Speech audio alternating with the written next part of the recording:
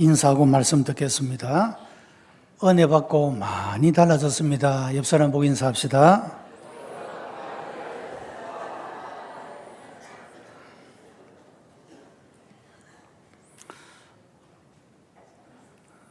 성지순례라고 말하면 이스라엘 성지만이 아니고 복음이 증거되고 확장되어 나가면서 여러 나라, 여러 지역에 세워졌던 그 교회들, 그리고 복음의 역사들이 다 포함되어진다 할 수가 있습니다. 성지 가운데 로마라고 하는 곳이 있는데, 이 로마는 기독교가 큰 핍박을 받았던 그런 장소이기도 합니다. 그리고 로마는 그 고대 유적지들이 잘 보존되어 있어서 그야말로 도시 전체가 유적지다 이렇게 할 만큼 고대 유물들이 많이 보존되어 있는 것을 보게 됩니다. 로마에 가면 바티칸이라는 그 궁에 관광을 합니다. 그 로마의 바티칸 궁에 가면 라파엘이라고 하는 사람이 그린 변화산이라고 하는 유명한 벽화가 있습니다. 이 벽화는 2단으로 구성이 되어져 있는데, 천정에는 산상에서의 영광스러운 찬란한 그런 변화의 모습을 그려주고 있고, 벽에는 산 아래서 괴롭고 고통하고 아파하고 어두운 그런 모습들을 그렇게 대조적으로 그려주고 있는 그런 모습을 보게 됩니다.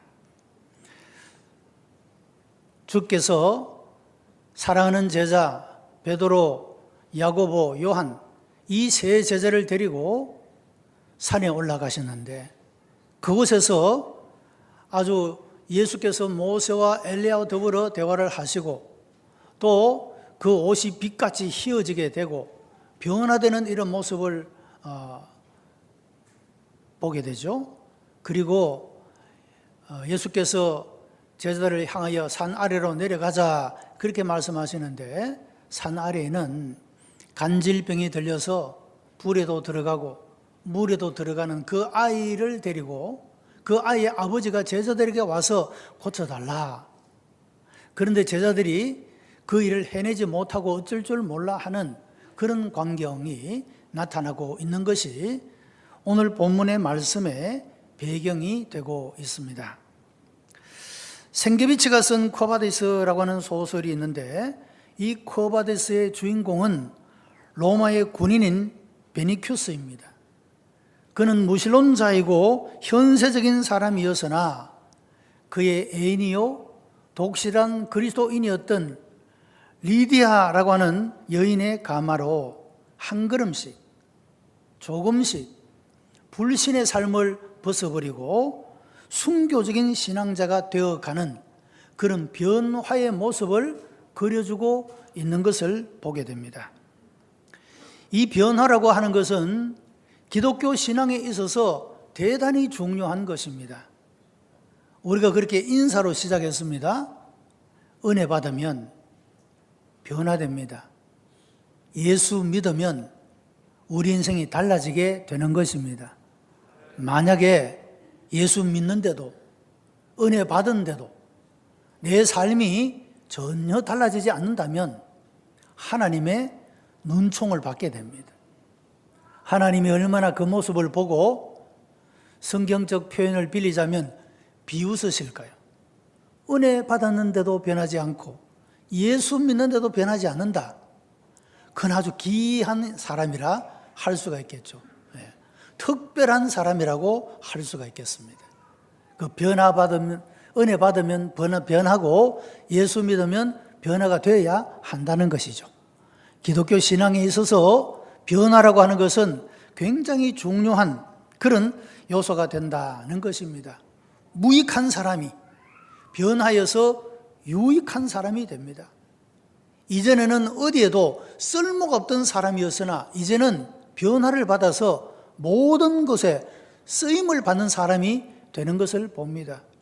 이전에는 누구든지 다 싫어서 피했던 사람이 이제는 누구나 다 가까이 하고 싶은 사람이 되는 것입니다. 여러분, 기독교 신앙이라고 하는 것이 우리의 삶을 이와 같이 변화시켜준다, 달라지게 만든다라고 하는 것입니다. 우리가 성경에서 보면 변화에 관한 세 가지의 일들을 생각해 볼 수가 있습니다. 첫째는 오늘 본문에서와 같이 예수께서 세 제자를 데리고 높은 산에 올라가서 변화되신 역사적 사건입니다. 과거에 예수님께서 제자들과 더불어 높은 산에서 경험하신 그 변화의 사건. 두 번째는 예수 그리스도께서 다시 이 땅에 재림하여 오실 때 모든 성도들이 받게 될 종말적인 변화. 다시 죽음이 없고 눈물 흘릴 일도 없고 애통할 일도 없고 병드는 것도 없는 이런 놀라운 변화, 온전한 변화. 여러분, 이것이 모든 성도들이, 예수 믿는 사람들이 받게 될 미래적이고 종말적인 변화의 모습입니다. 세 번째는 하나님의 은혜가 우리 마음에 임하여 현재 내가 경험하게 되는 하나님의 변화의 은혜라고 할 수가 있습니다.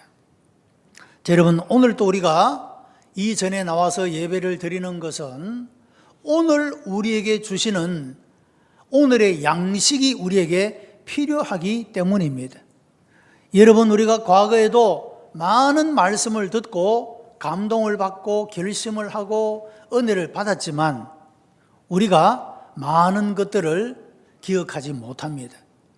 그래서 하나님은 그날그날에 오늘의 양식을 주시기를 기뻐하시는 것입니다. 여러분, 오늘 우리가 이 영적인 양식을 먹고 오늘 우리가 하나님 앞에 바르게 응답하는 삶을 살아갈 필요가 있기 때문에 하나님께서 오늘의 은혜도 주실 줄로 믿습니다. 여러분, 우리가 이런 과거의 변화의 역사, 그리고 현재 내 마음속에 성령으로 말미암아 일어나게 하시는 변화의 역사를 경험할 뿐만 아니라 이런 은혜들을 통하여서 우리가 미래에 종말적으로 온전한 변화를 얻게 되는 줄로 믿습니다. 오늘 예배에 나온 우리 모든 성도들이 주께서 주시는 이런 변화의 은총을 받게 되기를 주님의 이름으로 축복합니다. 자, 예수님은 어떤 과정으로 이런 변화를 경험하게 되었는가? 첫째는 높은 산에 올라갔다, 그렇게 말씀하고 있습니다. 여러분, 지금이 계절적으로 산에 가기가 참 좋은 계절 아닙니까? 단풍이 들고 또 많은 사람들이 산을 찾게 되는데, 어떤 사람은 이렇게 말하는 사람이 있습니다. 그렇게 땀을 흘려가면서 힘들게 왜 산에 올라가는지 모르겠다, 이런 사람도 있어요. 그런데 여러분, 산에 올라가는 사람은 땀을 흘리고 힘이 들어도 그 산에 올라가는 기쁨이 있기 때문에 올라가는 것 아니겠습니까? 자, 산에 오르면 사람마다 다 감회가 다 다르겠지만 모든 사람이 공통으로 느끼는 것 가운데 하나는 모든 것들이 자기 발 아래에 보인다는 겁니다. 자기가 지금 살아왔던 그 모든 곳이 자기 발 아래에 있다는 것이죠. 다르게 말하면 마음이 넓어지고 마음이 높아지고 지금까지 내가 살아온 삶들에 대하여서 초월하는, 초연해지는 그런 마음을 갖게 되는 것이 산에 오르는 사람이 가지는 공통적인 그런 느낌이라고 할 수가 있을 것입니다. 여러분, 기독교 신앙은 산과 깊은 연관을 가지고 있습니다. 모세는 시내산에서 하나님의 율법을 받아서 이 하나님의 백성들이 이 세상을 살아갈 때 어떻게 살아야 하느냐, 하나님을 어떻게 섬기고 사람들과의 관계 속에서 어떻게 살아가느냐에 대해서 율법을 받게 된 것을 보게 됩니다. 엘리야는 갈멜산에서 많은 사람들이 하나님 이외에 우상들을 섬기는 그런 사람들이 많은 그곳에서 누가 참 하나님이냐? 엘리야의 하나님이, 그가 섬기는 하나님이 참 하나님이냐? 너희가 섬기는 바알과 아세라가 하나님이냐? 내기를 하자. 여러분, 그래서 갈멜산에서 내기가 벌어지게 되죠. 850대 1. 엘리야는 고독하게 싸움을 싸웁니다. 제단을 만들어 놓고 제단 위에 제물을 올려 놓습니다. 그 가에는 도랑을 파서 물을 부어 놓습니다. 그리고 기도해서 불로서 제물에 응답하는 신이 참신이다, 그렇게 선포를 하고 먼저 바알과 아세라를 섬기는 사람들이 기도합니다. 정오가 다 돼도 응답이 없습니다. 엘리야가 조롱을 하죠. 너희 신이 잠자러 갔는가 보다, 그렇게 말합니다. 그들이 몸을 상하게 하면 자기 몸을 피를 흘립니다. 여러분, 사람도 그렇지 않습니까? 누군가가 고통받고 어려운 가운데 있는 사람을 보면 동정심이 생기지 않습니까? 사람이 몸을 자학하면서 신의 이름을 부르는 것은 신의 동정심을 자극하는 행위입니다. 그렇게 해도 응답이 없는 것입니다. 더 이상 해볼 도리가 없었죠? 엘리야가 기도합니다. 하나님이여, 제가 이런 기도를 드리는 것은 나를 위함이 아니고 이 백성들에게 여호와 하나님이 참 하나님임을 알게 하기를 원합니다 하고 기도할 때 응답의 불이 내려와서 그 모든 재물을 불태웠다. 여러분, 이것이 엘리야가 갈멜산에서 경험한 하나님의 임재의 역사였다라고 하는 것입니다. 신약에서는 예수님께서 이제 이 높은 산에 올라가서 베드로, 야고보, 요한이 그동안에 예수님에게서 보지 못했던 영광스럽고 찬란한 그런 변화된 모습을 보게 된 곳이 바로 이 변화산이라고 할 수가 있습니다. 어쩌면요, 이 변화산이라는 이름이 붙여진 것이 그 이전에 붙여진 것이 아니라 예수님께서 제자들을 데리시고 이 산에 올라가서 그런 사건을 경험한 이후에 아마 사람들이 그 산을 변화산이라고 부르지 않았을까, 그런 생각을 합니다. 여러분, 산에 올라가면 이런 조연한 심령을 가지게 되는 것처럼 말이죠. 우리가 하나님이 주시는 이런 변화의 은혜를 받게 되면 우리가 인생에 대해서 우리가 아무것도 아닌 것 때문에 따지고 서로 불편해하고 다투던, 여러분, 이런 삶들이 부끄러워지게 되고 그리고 그 모든 것들을 초월하는 그런 마음을 가지게 되더라는 것이죠. 우리가 가만히 생각해 보면 우리의 삶도 그렇습니다. 내가 예수 안 믿었으면 지금 내가 어떤 사람일까? 내가 이 복음의 은혜를, 하나님의 은혜를 경험하지 못했으면 내가 지금 어떤 사람이었을까? 생각해 보면 끔찍할 수도 있습니다. 여러분, 내가 예수 믿고 변화된 줄로 믿습니다. 은혜 받고 변화된 줄로 믿습니다.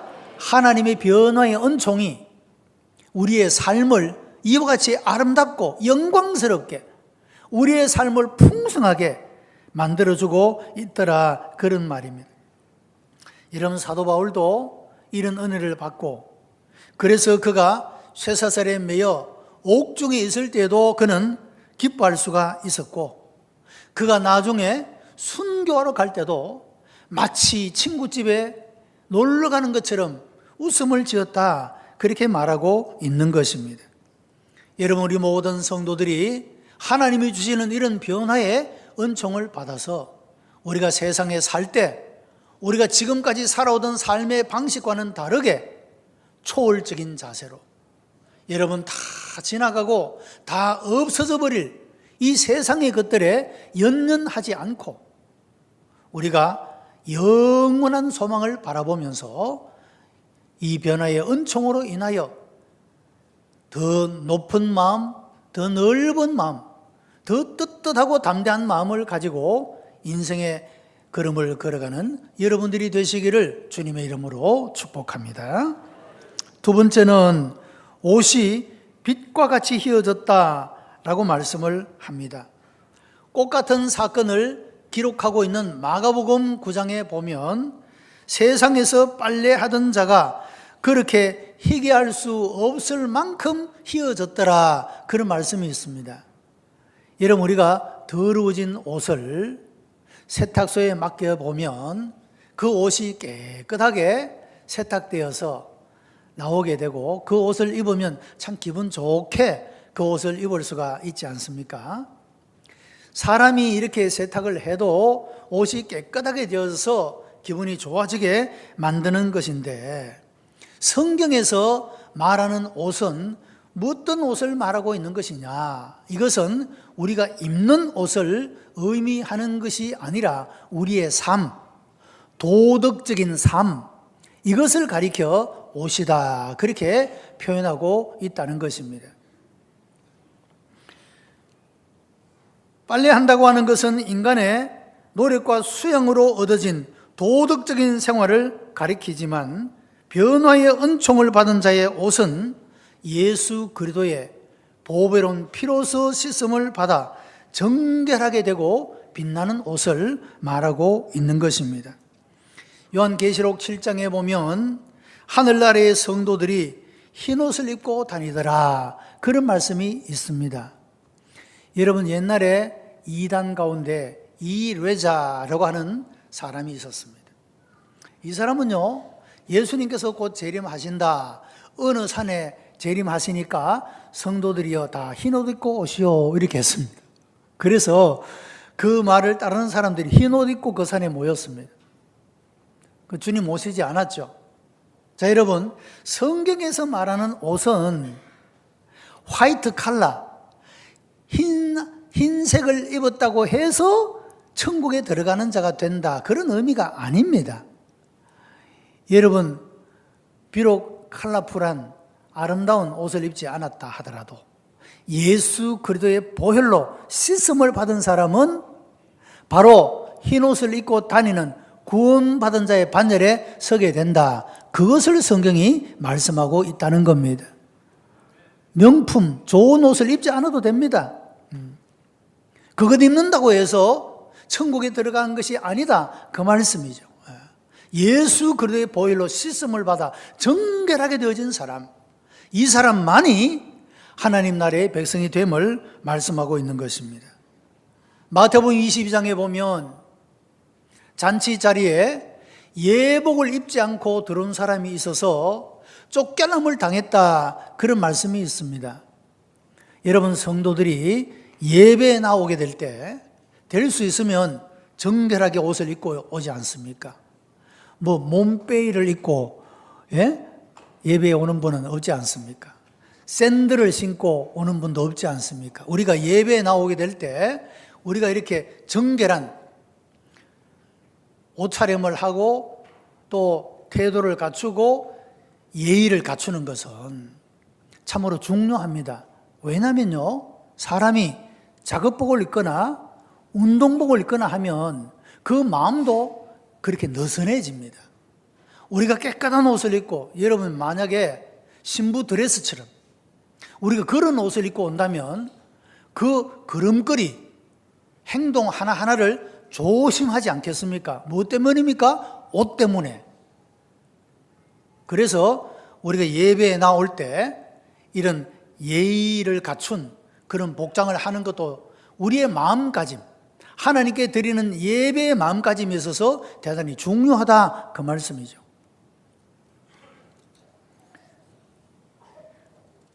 그런데 산에서는 이와 같이 놀라운 하나님의 영광이 나타나고 사람의 손으로 빨래해서 희귀할 수 없을 만큼 그런 변화된 모습을 가졌지만, 그러나 산 아래에서는 귀신이 들어서, 간질병이 들어서 불에도 들어가고 물에도 들어가고 그냥 땅에도 막 뒹구는, 여러분 그 아이의 옷을 상상해 본다면 얼마나 더러워졌겠습니까? 사람은 성령을 쫓아가거나 사단을 쫓아가거나 두 길 중에 한 길을 걸어가게 됩니다. 성령을 쫓아 행하는 사람은 날마다 변화되어 가는 삶을 살아가지만, 그러나 사단을 쫓아 사단의 종노릇을 하는 사람은 그 삶이 말이 아니게 더러워지는 것입니다. 생각도 더러워집니다. 입술의 언어도 더러워집니다. 삶도 더러워지게 되는 것입니다. 여러분, 하나님이 주시는 변화의 은혜를 받아 우리가 정결하고 깨끗하게 되기를 바랍니다. 더러워진 사람이 아니라 예수 그리스도의 보배로운 피로 깨끗하게 씻음을 받은 사람이 되어야 한다는 것입니다. 로마서 13장 14절에는 주 예수 그리스도로 옷 입고 그랬습니다. 옷은 몸을 보호해주고 활동하게 하고 미화하는 역할을 합니다. 여러분, 사실 사람이 어떤 옷을 입느냐에 따라서 인물이 달라집니다. 연세가 들수록 밝은 옷을 선호합니다. 그것은요, 늙음이, 나이 들미 그 옷에 묻혀질 수가 있습니다. 그래서 밝은 옷을 입으시는 게 좋아요. 밤에 다닐 때도 운전을 하다 보면 어두운 색의 옷을 입으면 잘 분간이 안 됩니다. 밝은 색을 입으면 금방 알아차릴 수가 있습니다. 자기를 보호하는 일에도 그것이 참 중요하다 할 수가 있겠죠.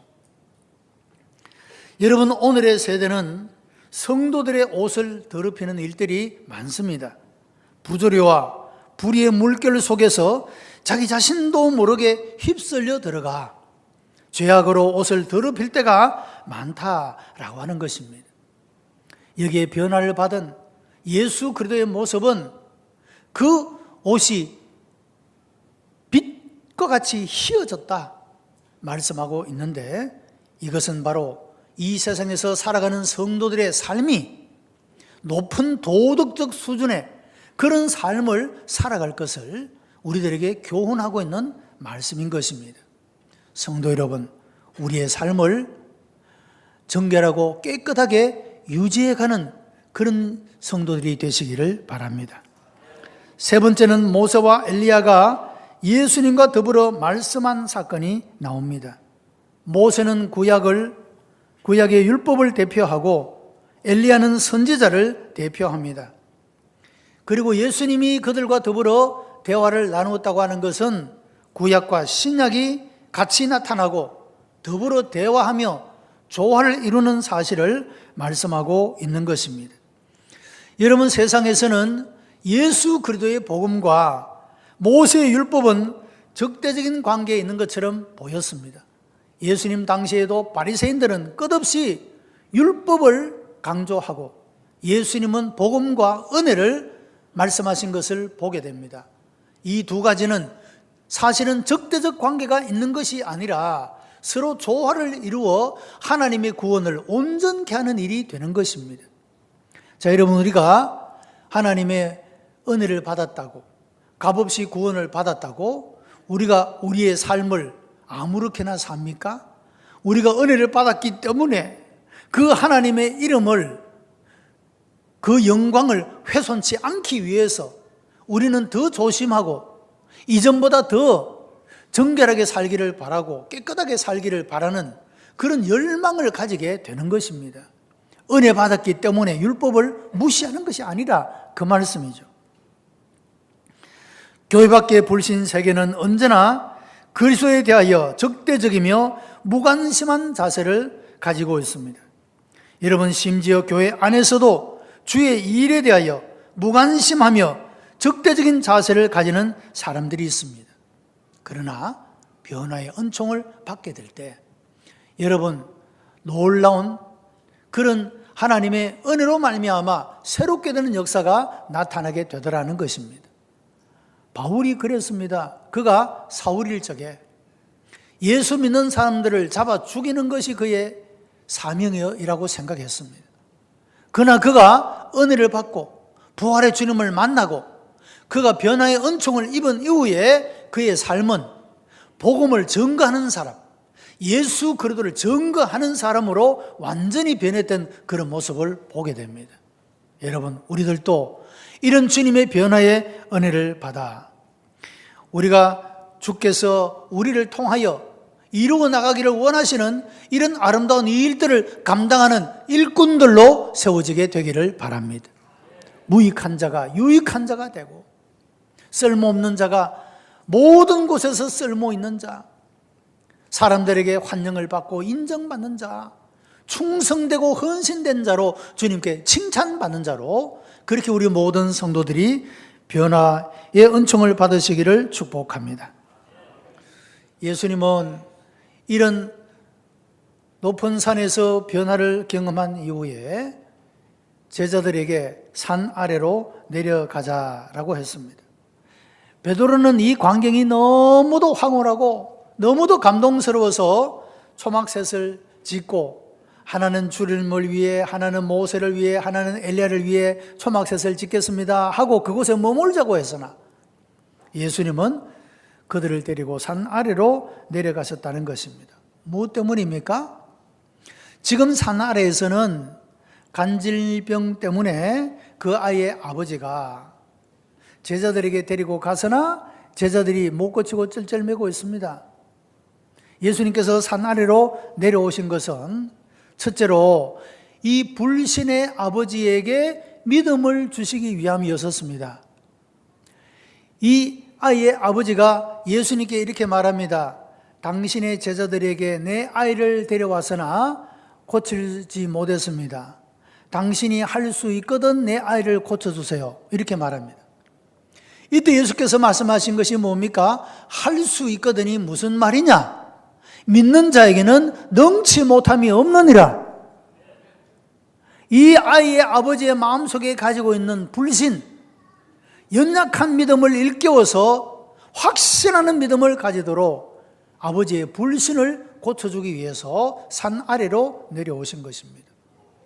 이 간질병 들린, 귀신 들려 간질 정세를 보이는 여러분, 이 아이도 고쳐주셔서 그 인생으로 온전하고 깨끗하게 회복시켜 주신 것입니다.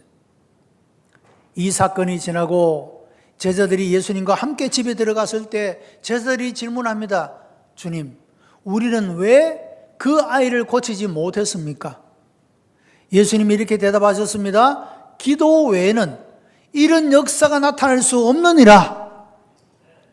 기도가 없는 제자들의 역사를 예수께서 고쳐주시고 그들로 하여금 능력 있는 주님의 제자로 세우시기 위하여 예수께서는 산 아래로 내려가신 그런 모습을 볼 수가 있는 것입니다.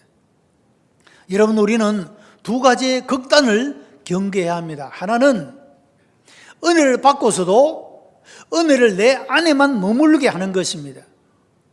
여러분, 하나님의 은혜는 우리가 내 마음속에만 감직하고 있는 것이 아니라 이것을 다른 사람들에게 선포하고 증거해야 될 필요가 있다라고 하는 겁니다. 하나님의 은혜는 널리 자랑하고 선포해야 합니다. 간증입니다. 찬양이요 경배인 것입니다. 또 하나의 극단은 하나님의 은혜를 받지 못하고 세상에 내려가는 겁니다. 여러분, 오늘날에 얼마나 많은 명목적인 그리스도인, 이름만 그리스도인인 사람이 이런 하나님의 은혜를 받아서 변화되지 않고 옛날의 모습 그대로 세상의 사람들에게 교회 다니는 사람으로 비춰지므로 여러분, 교회를 욕먹이고 예수님의 영광을 훼손하고 그렇게 살아가는 사람들이 얼마나 많으냐 하는 것이죠. 은혜를 받고 은혜를 증거하지 않는 극단, 은혜 받지 않고서 모양만 가지는 극단, 이 두 가지의 극단은 우리가 경계해야 될 대상이다 할 수가 있는 것입니다. 그러므로 우리가 먼저 변화의 은혜를 힘입고 세상을 향하여 나아가는 이 순서는 대단히 중요한 것입니다. 여러분, 우리가 주님 앞에 모일 때마다 이런 하나님의 은혜를 경험하게 되기를 바랍니다. 그리고 세상에 나가서 이 주님이 주신 은혜를 힘있게 담대하게 확신 있게 증거할 수 있게 되기를 바랍니다. 이것이 하나님이 우리에게 은혜를 주신 이유인 것입니다. 미국이 제작한 벤허라는 영화는 많은 감동을 준 영화입니다. 원저자가 왈레스라고 하는 사람입니다. 이 사람은 장군이요, 외교관이요, 문필가였습니다. 그는 평소에 기독교를 반대하고 또 교회를 반대하는 그런 마음을 가지고 살았고, 그리고 이런 글을 쓰기 위해서 여러 가지 자료를 수집을 했습니다. 마지막에 그가 생각하기를, 내가 이 교회를 비판하고 기독교를 비판하는데 내가 성경을 한번 읽어보지 않고 어떻게 비판할 수가 있겠나. 그래서 마지막에 성경을 읽기 시작했습니다. 그런데 성경을 읽어 내려가다가 그 성경 말씀이 자기를 새롭게 만들고 변화시키는 것을 경험하게 됩니다. 교회에 대해서, 기독교에 대해서 늘 반대하는 마음을 가지고 살았던 이 사람이 성경을 읽어가는 동안에 복음을 믿게 된 것입니다. 예수 그리스도의 존재가 그에게는 너무도 고마운 존재가 되었습니다.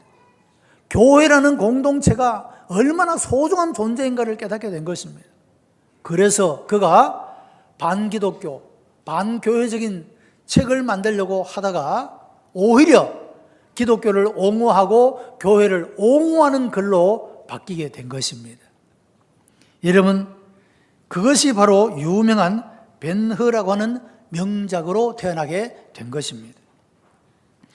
변화받지 못한 자의 삶은 자신이 알든지 모르든지 하나님의 사업을 방해하는 것이며, 변화의 은총을 받은 사람은 그의 모든 삶으로 하나님의 일에 이바지하고 하나님의 영광을 드러내는 아름다운 열매를 맺게 되는 것입니다. 사랑하는 성도 여러분, 오늘 말씀을 듣는 여러분의 삶에 하나님이 주시는 놀라운 변화의 은혜가 충만하게 되기를 바랍니다. 그래서 이 은혜 받은 자로서 이제 우리가 오늘의 삶을, 한 주간의 삶을 살아가게 될 때 은혜 받은 자로서, 예수님 믿고 은혜 받고 변화받은 자로서 합당하게 우리의 삶을 살아감으로써 하루하루를 믿음의 걸음으로, 하나님께 영광을 올려드리는 걸음으로 많은 사람들에게 유익과 은혜와 덕을 끼쳐주고 영혼을 살리는 그런 걸음으로 나아가는 복된 여러분들이 다 되시기를 주님의 이름으로 축복합니다. 기도하십시다. 은혜가 풍성한 하나님 감사합니다. 예수님 믿게 하시고 은혜 받게 하시고 우리의 삶이 몰라보게 달라지게 하여 주신 것 감사하옵나이다. 아직도 우리가 변화받고 새로 될 부분들이 많이 있습니다. 우리의 생각들, 우리 입술의 언어들, 우리의 삶의 구석구석들이 하나님의 은혜의 밝은 빛으로 충만하게 채워 주시옵시고 어두운 삶이 하나도 없도록 주님 역사해 주시옵소서. 예수 그리스도의 이름으로 기도드리옵나이다. 아멘.